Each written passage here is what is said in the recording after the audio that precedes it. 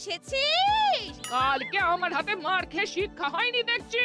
আমিও দেখাবো তোকে আজ মার কাকে বলে। আমার মার খেয়ে তুই পড়ে যাবি নদীর জলে। শোনো পারু, মাথা গরম করবে না, একদম মাথা ঠান্ডা রাখবে, ভুলেও মারামারি করবে না, কেমন? আমি আমি আগে মোটেও মারিনি। ওই মহিলাই শুরু করেছে।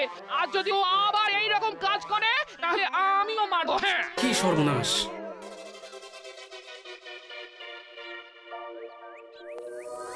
গিন্নি, আজও গোপালের বউ সর্দারি করলে মোটেও ছাড়বে না, এই বলে দিলাম।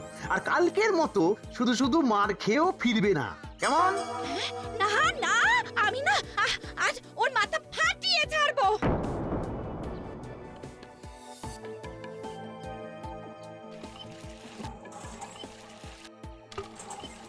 কি ব্যাপার মুটকি, আজ তুই এসেছিস? কালকে আমার হাতে মার খেয়ে শিক্ষা হয়নি দেখছি। আমিও দেখাবো তোকে আজ মার কাকে বলে। আমার মার খেয়ে তুই পড়ে যাবি নদীর জলে।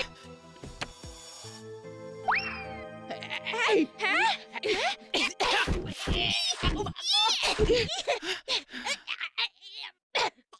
নারদ নারদ, ব্যাপারটা সুবিধার লাগছে না। ও বাবা, এ যা মারপিট দেখছি, গোপাল দাদাকে খবর দিতে হবে তো।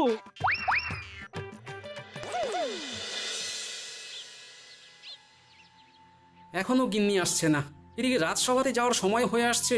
কি করি, একবার কি কলতলায় যাব? উল্টের গলা মনে হচ্ছে, তবে কি আজও মারপিট বেঁধেছে নাকি? শিগগিরই চলো, আবার মারপিট লেগেছে। আজও মন্ত্রীর বউ কল ছাড়েনি। দেখাচ্ছি আজ মন্ত্রী মশাইকে, মহারাজকে সব না বললেই নয়।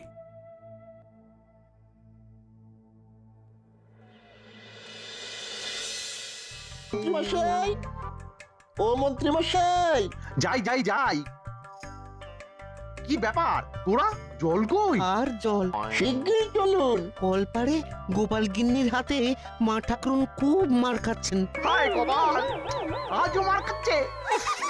চল যাই, চল যাই, চল। তবে আজ আমি মহারাজকে বলেই ছাড়বো।